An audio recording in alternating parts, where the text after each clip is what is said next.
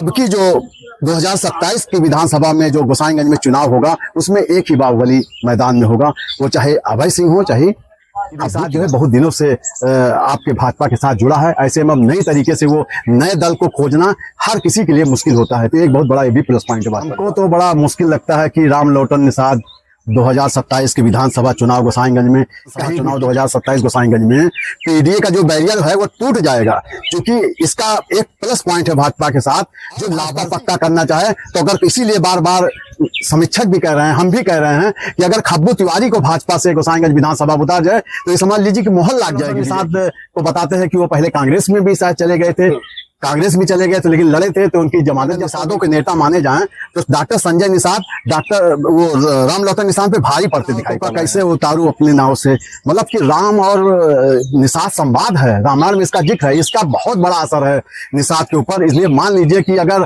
25% जो है वोटर सपा के निषाद जाएंगे तो 75% जो है भाजपा के जाएंगे, इससे इनकार नहीं किया जा सकता। सभा में क्रॉस वोटिंग कराई गई जब, तो उसके पीछे बहुत बड़े बड़े राजनीतिक महारथी जुटे थे। उसमें आप बड़े नाम ले दीजिए कि रघुराज प्रताप सिंह, ऐसे ऐसे लोग हैं जुटे थे। तो इससे निश्चित रूप से प्रतीत होता है कि जब विधानसभा गोसाईगंज का चुनाव के प्रत्याशी तय किए जाएंगे तो ऐसे में दावेदारी अभय सिंह की ज्यादा मजबूत। छतरी भी 25% है, 40-50 के आसपास से निषाद हैं और इतने ही लगभग यादव हैं, इतने ही मुसलमान हैं।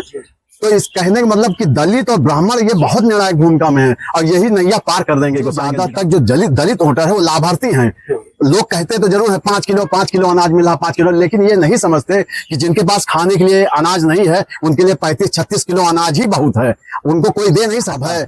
कि जो है सपा में चले जाएं और भाजपा से खब्बू तीर जाए तो खब्बू जो है 20 ठहरेंगे और अभय सिंह 19 ठहरेंगे। ये कट सत्य है, इसको स्वीकार करना ही। नमस्कार दोस्तों, इस समय हमारे बीच मौजूद हैं वरिष्ठ पत्रकार विनय प्रकाश सिंह, जिनसे अभी हम आप लोगों की बात कराएंगे और ये जानने का प्रयास करेंगे कि चूंकि 2027 में होने वाले विधानसभा चुनाव के लिए धुंध भी बच चुकी है और सपा ने प्रदेश का पहला पदाधिकारी गोसाईगंज का घोषित भी कर दिया है और इस समय लोटन राम निषाद यहाँ पर जगह जगह जनसंपर्क भी कर रहे हैं।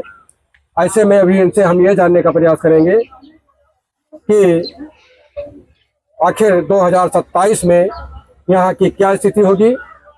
यहाँ पर 4 प्रत्याशियों का नाम आ रहा है, जो कि अभी भी कुछ लोग कह रहे हैं कि वो दावेदार हैं, जबकि लोटन राम निषाद अपने को प्रत्याशी मान करके और जनसंपर्क में जुट गए हैं। तो अभी यहाँ पर बहुत कुछ धुंधलका छाया हुआ है, अभी बहुत कुछ स्थिति साफ नहीं है। इन सब विषयों को लेकर के अभी हम पत्रकार जी से बात करेंगे और पूरी स्थितियां साफ करेंगे। तो भाई साहब, सबसे पहले ये बताइए कि ये बाहुबलियों का रण है, यहाँ पर हर बार 2 बाहुबली चुनाव लड़ते थे, कभी एक जीतते थे कभी दूसरा जीतता था, लेकिन इस बार स्थिति लगभग बदल चुकी है और अभय सिंह जो कि यहाँ से सिटिंग विधायक हैं, ये सपा से भाजपा में जा चुके हैं। तो सबसे पहले तो ये बताइए कि भाजपा इन दोनों में से किसको यहाँ से उतार सकती है? बहुत अच्छा सवाल किया पांडे जी। ये आपको बता दें कि गोसाईगंज विधानसभा में इस समय भाजपा के लिए प्रत्याशी उतारने की चुनौती बहुत बड़ी है।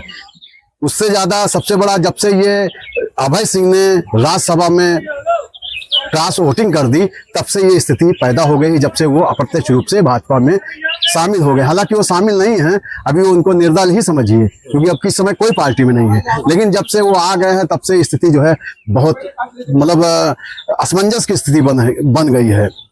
लेकिन यह आपको बता दें कि अभी 1 साल लगभग बचे हैं, इससे पहले ही समीकरण इस समय तमाम बना रहे हैं, लोग समीक्षाएं भी हो रही हैं।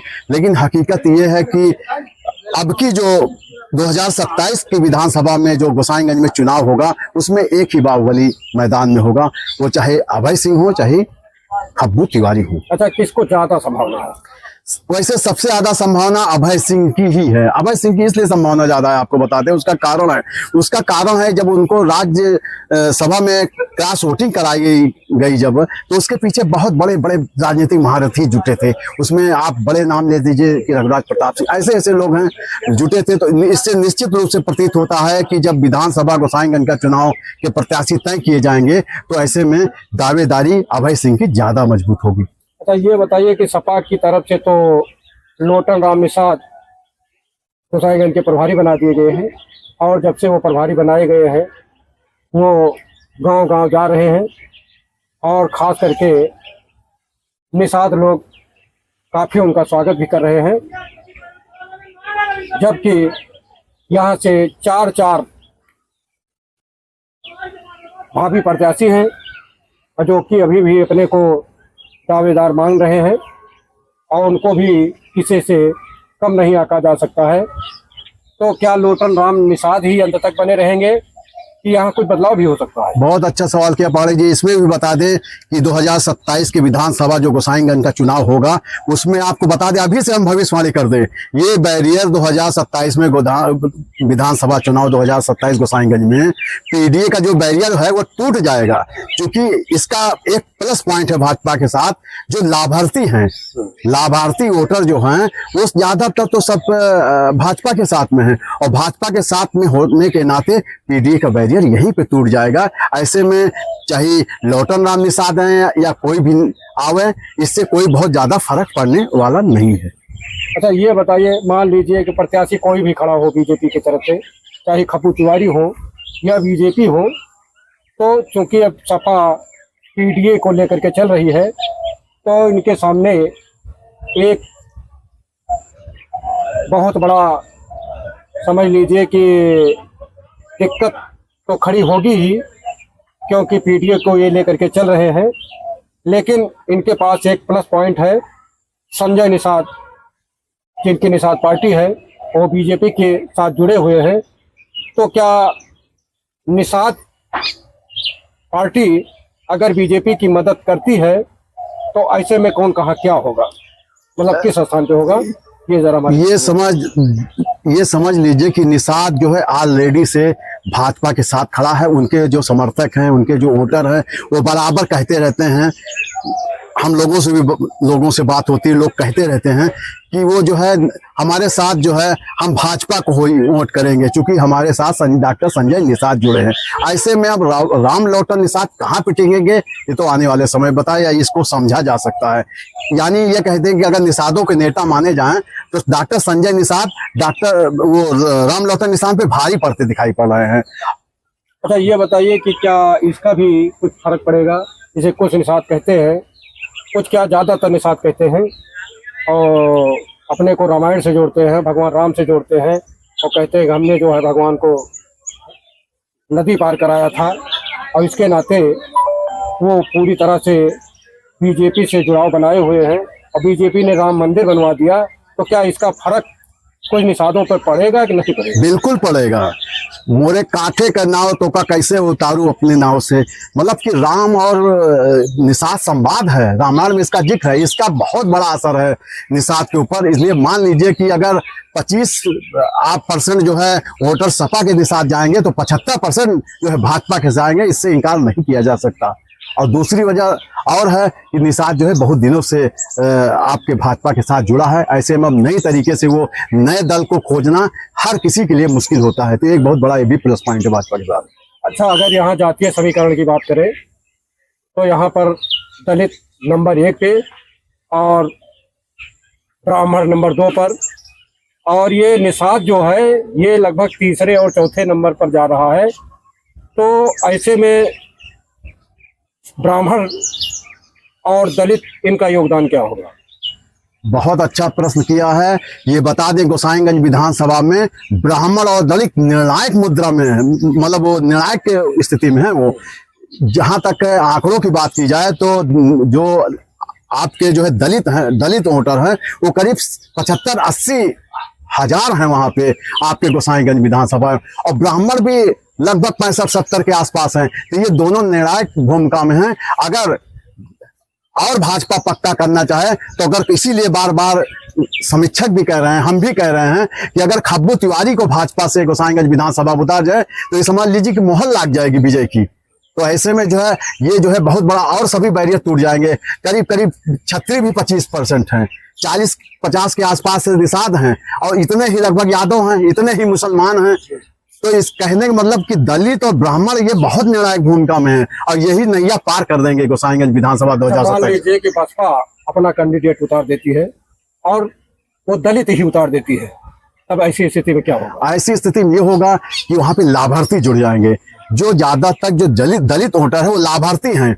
लोग कहते तो जरूर है 5 किलो अनाज मिला, 5 किलो, लेकिन ये नहीं समझते कि जिनके पास खाने के लिए अनाज नहीं है उनके लिए 35-36 किलो अनाज ही बहुत है, उनको कोई दे नहीं सकता।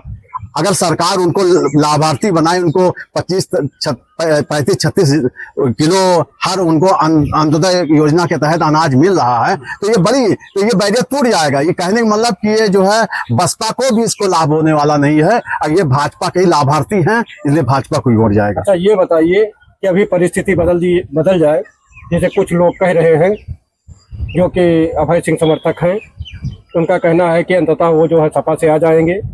तो मान लीजिए ऐसी स्थिति बन जाती है और इधर से खब्बू हो जाते हैं तो क्या समीकरण बनेगा? तो हमारे हिसाब से अभय सिंह हार जाएंगे, खब्बू तिवारी जीत जाएंगे। नहीं तो ये तो समीकरण पहले भी था। लेकिन जो है स्थिति जो है मामला दूसरा हो जाएगा, चूंकि लाभार्थी भाजपा के साथ जुड़े हैं और वो चूंकि ब्राह्मण कैंडिडेट हैं, 65-70 उनके भी हैं और अपने जिले में जो है खब्बू तिवारी ब्राह्मणों के कद्दावर नेता एक कहे जा सकते हैं। हम तो कहते हैं कि क्षत्रियों में अभय सिंह कद्दावर नहीं कहे जा सकते, लेकिन खब्बू को कद्दावर ब्राह्मण नेता कहा जा सकता है। ऐसी स्थिति में वो भारी पड़ते दिख रहे हैं, चाहे अभय के जो है सपा में चले जाएं और भाजपा से खब्बू तिर जाए तो खब्बू जो है 20 ठहरेंगे और अभय सिंह 19 ठहरेंगे। ये कट सत्य है, इसको स्वीकार करना ही पड़ेगा। अच्छा ये बताइए कि गोसाईगंज विधानसभा तो बाहुबलियों का रण पहले से ही माना जाता रहा है और यहाँ बाहुबलियों की टक्कर हुआ करती है और लोटम राम निषाद दूसरे जिले से यहाँ आ गए, उनको अभी यहाँ स्थिति का कुछ अता पता नहीं है। यहाँ एक तरफ से बाहुबली जरूर रहेंगे, चाहे अभय रहे चाहे खब्बू रहे। तो ऐसी स्थिति में वो किस स्थान पे किस नंबर पे जा सकते हैं? हमको तो बड़ा मुश्किल लगता है कि राम लोटन निषाद 2027 के विधानसभा चुनाव गोसाईगंज में कहीं भी टिक पाएंगे। हालांकि जिस प्रकार से मीडिया मैनेजमेंट हो रहा है उसका महिमा मंडन किया जा रहा है और जिस प्रकार से वो बोल रहे हैं, कुछ अलूल जलूल बातें भी बोल रहे हैं, ये भी उनके खिलाफ जा सकता है लोटन राम निषाद के, क्योंकि ऐसी बातें जो है जनता बर्दाश्त नहीं करती। वो चाहती है कि सम्मानित ढंग से सभी जनता को सम्मान दिया जाए और किसी महापुरुष, किसी धर्म विशेष पर अटैक ना किया जाए, कटाक्ष ना किया जाए। तो ये सब उनके खिलाफ भी जा रहे हैं। तो ऐसे में हम नहीं समझते कि राम लोटन निषाद को बताते हैं कि वो पहले कांग्रेस में भी शायद चले गए थे, कांग्रेस भी चले गए थे लेकिन लड़े थे तो उनकी जमानत जब्त हो गई थी। ये भी उनका इतिहास के साथ जुड़ा है। 2022 के पहले जब फैसला आया था तो लोटन राम निषाद ने, क्योंकि भगवान राम के बारे में कुछ विवादित शब्द बोल दिया था, जिसके चलते उन्हें सपा ने निष्कासित कर दिया था और उसके बाद वो कांग्रेस में चले गए। कांग्रेस में चुनाव लड़े, उनको 1000 से 1200 वोट मिला। तो क्या यही स्थिति पुनः तो यहाँ नहीं होने जा रही है? नहीं, यहाँ पे जो है स्थिति जो है वही तो नहीं होगी, लेकिन ये उससे बहुत ज्यादा ये कहिए कि ज्यादा भी नहीं होगी। कुल मिला के ये कहिए कि राम लोटन निषाद जो है वहाँ 19 थे, गाजीपुर सदर की जहाँ बात कर रहे हैं, और वो यहाँ पे लड़ेंगे तो ये 20 हो जाएंगे। वहाँ 1000, 1200, 2000 जो भी पाए रहे होंगे तो यहाँ 5000 पा जाएंगे, 10,000 पा जाएंगे। देखिए हमारे बीच थे वरिष्ठ पत्रकार विनय प्रकाश सिंह, जिनकी बात आप लोगों ने सुना।